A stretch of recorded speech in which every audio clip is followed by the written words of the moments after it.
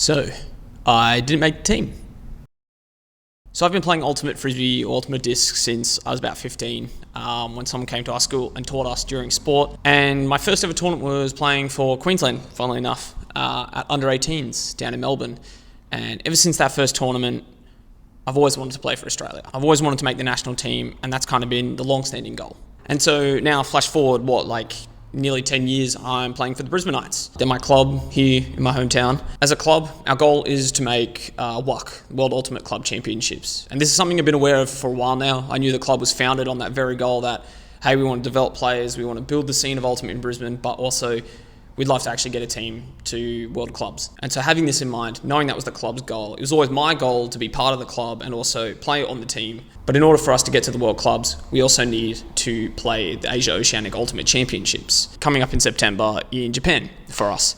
That was something that I wanted to participate in. I thought, hey, look, that sounds like an awesome time. That sounds really fun. It would give me the opportunity to become a better player and just meet more people. Knowing that was the club's goal from the get-go, I was locked in and I was on board with that mission, and that's what I was training towards. Plus, it also happened to help me in the sense that if I get into more high-level international competitions, get my name out there and become a better player, look, there's probably a better chance it will transfer to helping me get on a national team at some point and bolster my Frisbee resume, if you will, having not played the national under 18s or the under 24s team. So that was the goal. And honestly, look, it just sounded like a heck of a lot of fun. And I thought, that's something I want to do. I want to finally have my opportunity to play my first international tournament. So with all that in mind, I started training. Keep in mind, I've been part of the club since a year and a half ago, 2 years ago, so 2023 mixed season here in Australia, which was the end of the year of 2023. I've been training hard. That's been kind of the long-term goal that I know is coming, that I'm working towards, that I'm invested in. But I mean, just take a look at the spreadsheet that I wrote for myself. I mean, being an exercise scientist and strength and conditioning coach, I was like fully invested. I'd planned it all out in advance. I was thinking, okay, after this season, what can I do to build into the next season? And then the next after that, which would then ultimately lead me into the trip going to Japan. I mean, yeah, I was all in. I was locked in and I was working my ass off to try and get myself physically prepared for that competition and that level of ultimate. Got to the point where my wife and I decided, look, it's probably something I can commit to. So I put my expression of interest in and hope for the best. But flash forward a couple of weeks after the selection day, which for various reasons I wasn't able to attend, unfortunately, I got an email. And so as soon as I saw the selection email come through, I had that feeling. I just knew something wasn't good. But I opened the email and there it was saying, sorry, we couldn't offer you a spot on the squad. And damn, that hit me hard. And I kind of just sat there. I honestly just sat there on the couch for literally like an hour, just sitting there. Read the email multiple times. I kind of just turtled up and kind of went into my shell, jumped between anger, frustration, disappointment, sadness, feeling hurt and kind of let down by the club, if you will.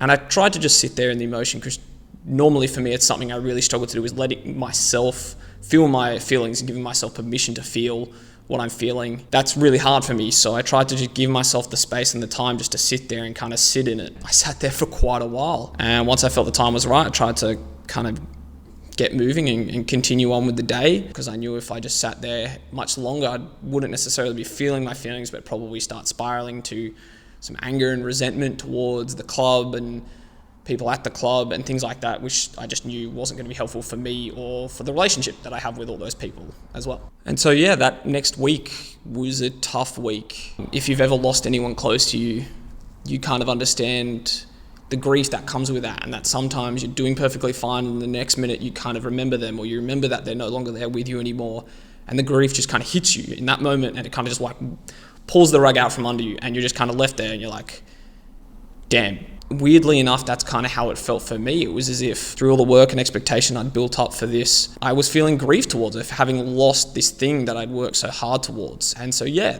during that week, there were moments where I was with my wife or just out at work and I was doing totally fine, and then bang, I kind of hit a wall thinking, I'm not going to Japan. I'm not making that team. For someone like me who thinks in very much black and white, it was basically felt like I've missed this opportunity. I'm never going to get this opportunity again. Well, I'm turning 26 this year.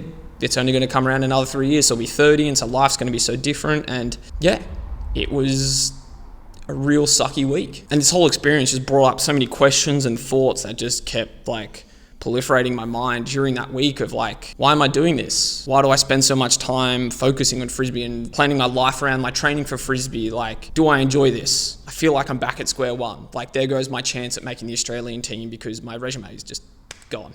Like, there goes that. There goes all the years of work that I put into training for this event and pushing through injuries and things like that. Is there a chance that I could fill in for someone if they're injured and they're no longer able to make that commitment? And with my injuries, would I even be able to make that commitment myself? Could I even make the World Clubs team, assuming we get in? And then what happens if we don't get in? There goes even more of my plan and my journey that I had kind of mapped out ahead of me. It was so much unknown. It was like all this planning and structure and preparation I put in, just, gone. That was, a month or two ago that I got that news. And so since then, there's been a lot of reflecting, a lot of thinking, a lot of working, a lot of discussions with my wife, with friends, and training on the reserve team and things like that. And it's kind of giving me a chance to get a little bit more perspective and look at it back in hindsight and kind of reflect on it and think, okay, how can I approach this now? What can I learn from that experience? And so that's what I'm hoping to share with you. There's 4 things that I feel that I was able to kind of reflect on and take away that are helping me move forward, navigate it all, and potentially could even help you if you're trying to make a team and you don't get it, or even if you're just trying to make a team and you do get it. Hopefully you're able to learn something. The first one is the pride, I guess, that I have in myself as a player and the ability of work that I've been able to put in leading into this tournament. I mean, you saw the spreadsheet. The amount of work that I've been able to put in leading into this tournament, trying to make that commitment, prepare myself. I'm really proud of that. And I'm really proud, even if the outcome might not be what I wanted, the lead in and the journey before that has been something that I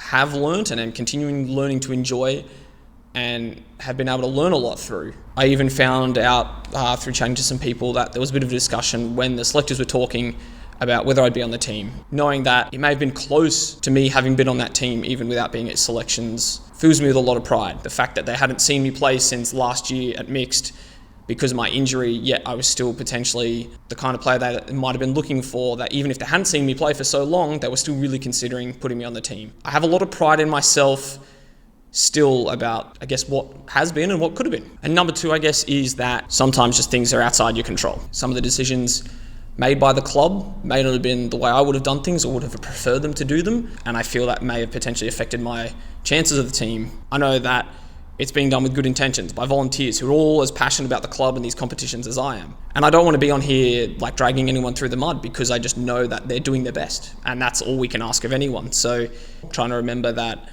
I can just do the best that I can, to do the work, to put the effort in, and give myself the best chances, but sometimes there are just things outside my circle of control, and that's okay. And so trying to find some peace and acceptance in that has been tricky, but I feel like I'm getting there and have kind of gotten there. But yeah, it's helping me to learn. Number 3 is expectations. I know that a lot of my frustrations and hurt and confusion about not making this team is kind of my fault and kind of comes down to me, in that I'd built up this expectation that I was making the team when there was no real evidence to suggest that I definitely was. It was, my chances were as good as anyone else's trying to select for the team. It's given a lot of proof for me to the fact that unmet expectations can lead often to resentment and other negative feelings of anger and confusion and things like that, because they go unchecked. And so I'd built this expectation up and it wasn't a realistic one. And so it's reminding me to, for instance, even this mixed season coming up, there's no guarantee that I'm making the team. I think I've got a good chance, but I ultimately don't know for certain until I get that notice saying that I'm on the team. Trying to be more cognizant and aware of my own expectations now going ahead, just in Frisbee, but also in life, so I can make sure that I'm keeping myself accountable and realistic about what's going ahead. If you know me as a person, I'd usually look on the positive outlook of things, and sometimes that's just not true. So keeping expectations in check can really save you a lot of heartache later down the track.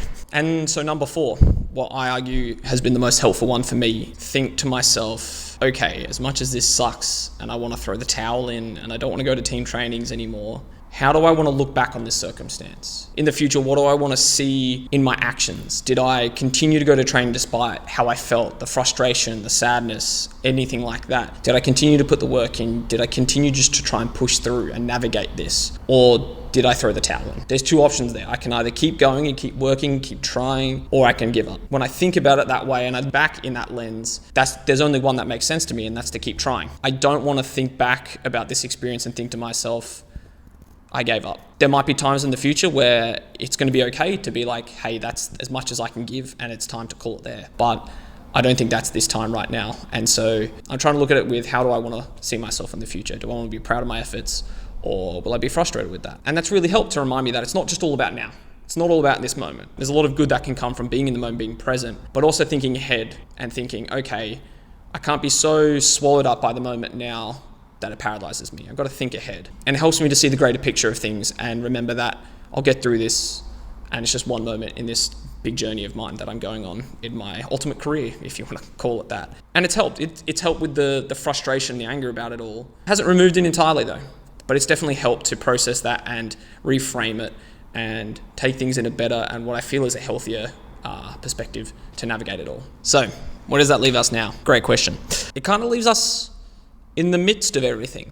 It's not neatly wrapped up with a bow. It's still a work in progress, but it's kind of nice to know that that's how it is. Currently, I'm still training for the reserves for Japan, the Asia Oceanic Ultimate Championships. So I'm going to keep training with them. I'm enjoying the process of playing with people who are really trying to get to that next level and play at a high level tournament, and the additional focus that comes both with the coaching and then the squad work. It's been so much fun going to Tuesday night training. So I'm going to keep working through that. And that'll dovetail nicely into the Australian mixed season with the Brisbane Knights, which I'm hopefully going to make the team of. Again, managing expectations. We'll see how we go. And I think with the way it's all going, it's looking to be a great outcome, and it's going to hopefully have a good result. The other thing is trying to nail down my rehab. I've been dealing with the tibialis posterior injury for like the whole of last year. So trying to make sure that put the final nail in the coffin for that. And I think if I do that work correctly and continue to do that work well like I have been, but then playing with the reserves team and then the mixed team, I think I'm probably going to be the fittest and most prepared for a tournament I'll ever been in my entire life. So I'm really looking forward to seeing the outcome of that. And then, maybe trying to work for WOC with the Brisbane Knights, trying to get to Worlds next year. Obviously, that's a much bigger commitment. It's all the way in Ireland, and that's not till middle of next year. But I mean, hey, selection stuff is coming up, so we'll see how we go with that. And there's plenty to keep me entertained between now and then. So thanks for watching. I hope you're able to find something helpful in those reflections and maybe find something there